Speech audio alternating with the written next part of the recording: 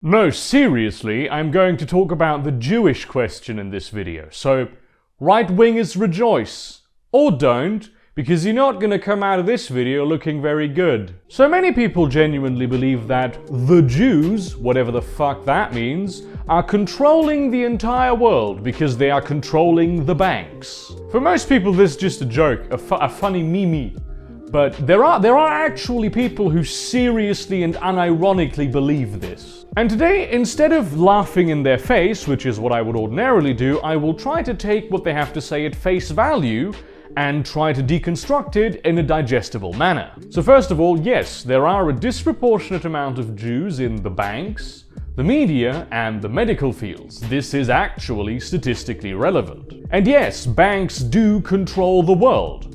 They have huge influence over nations and corporations, they buy political candidates, they manipulate the economy to enrich themselves at the cost of middle-class people, and they instigate for-profit wars in the third world. It is also true that the modern banking industry had its very, very early origins in the European and Middle Eastern Jewish communities. And there's a lot of very good reasons for that. So Jews back then were in most regions forbidden to go into trades by being not allowed into guilds, which are basically, if you can't get into a guild in the medieval period, can't really ply a trade because you'll get fucked over everywhere. So basically all career options where you do shit with your hands are just off the table for Jewish people. Christians, on the other hand, were, according to biblical interpretations popular at the time, not allowed to charge money on loans that they gave, meaning that the whole money lending business wasn't particularly attractive to them. But here's the thing. Banks, and especially the money lending operations of banks, are incredibly useful tools in a market economy. I mean, Jesus, you could call them basically the power core of a market economy. I mean, what the fuck did you think was gonna happen? Shlomo Goldberg was just gonna be forced into these high-profit industries and go, oy vey, I guess I'll just not do this then and starve to death. People adapt, especially if they're minorities who have faced hatred and discrimination throughout history, which the Jews definitely have, let's be fucking honest here. So if your goal back then was to protect the white race from the Jew, well, to put it in the words of one of the great lyricists of our time, congratulations, you played yourself. Of course you need to be smart if you want to be a banker. In any non-trade profession really, being smart isn't just a bonus that you can benefit from massively, it is something that you just need to be at the baseline of things. It is no surprise then that Jewish communities in the late medieval and early modern periods started placing extremely high value on intelligence, education, and work ethic. Those were the only potential indicators of economic success in those communities at the time. And if a subculture in a society consistently and universally strives to become more intelligent and more educated, that subculture will, over several generations, become more intelligent and more educated, because these things build on each other. Basically, when the service industry first emerged, Jews were forced to get a head start. And so they did. Straight up fact. The service industry just has the highest market value of all branches of industry. I mean, there's a reason why most of the incredibly wealthy Western world is in the service industry. But back to the banks. All of these things that are ascribed to the Jewish conspiracy, this shadowy cabal controlling and pulling the strings in Western and international politics, that's the banks. It is in the nature of banks to eventually become all-controlling and all-consuming monstrosities if not kept in check. They are the ultimate unaccountable power structure in control of the most essential commodity in a market economy: the money. This is why the Jews have historically been a very convenient scapegoat. Not only did they kill the Jesus, they were also the guy you just happened to owe money to. Wouldn't it be convenient if he were blamed for all the Black Death going around?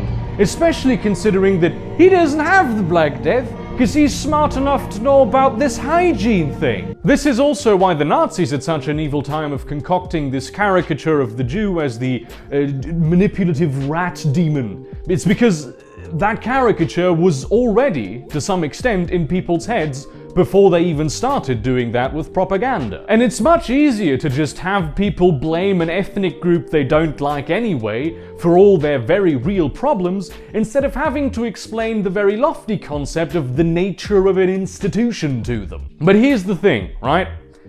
Banks are more powerful than they have ever been in history.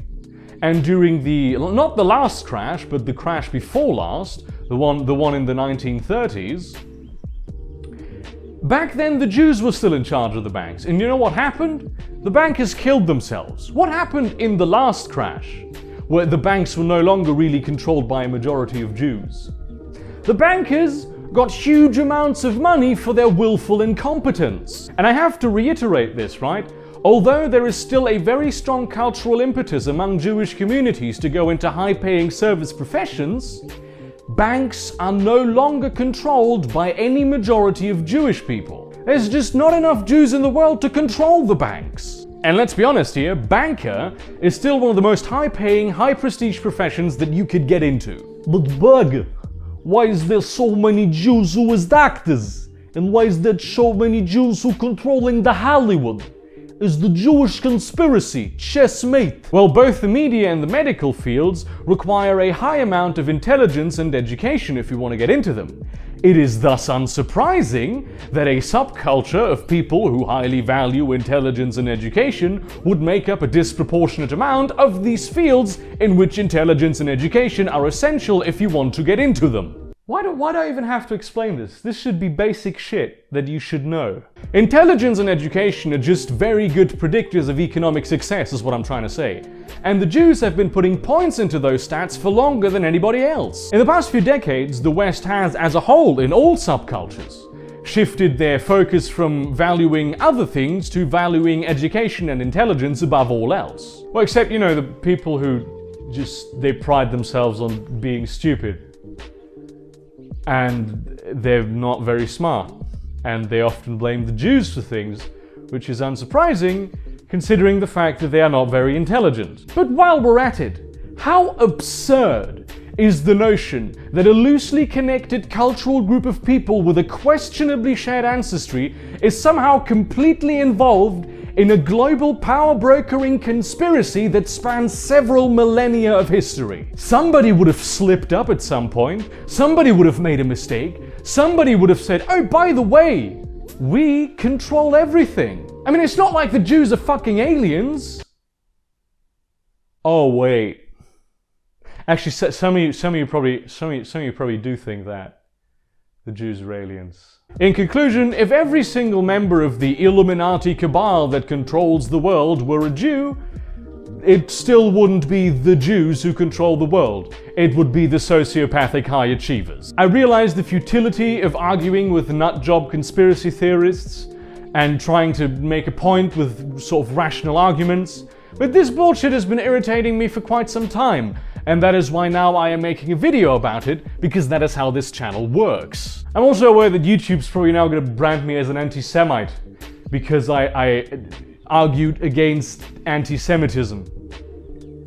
But what are you gonna do? In that spirit, goodbye to all the alt-right crybabies who have unsubscribed. A nice day to everyone who's watched this video, even the alt-right crybabies who have just unsubscribed. Support me on PayPal and make a support. And in that spirit, see you around, cunts.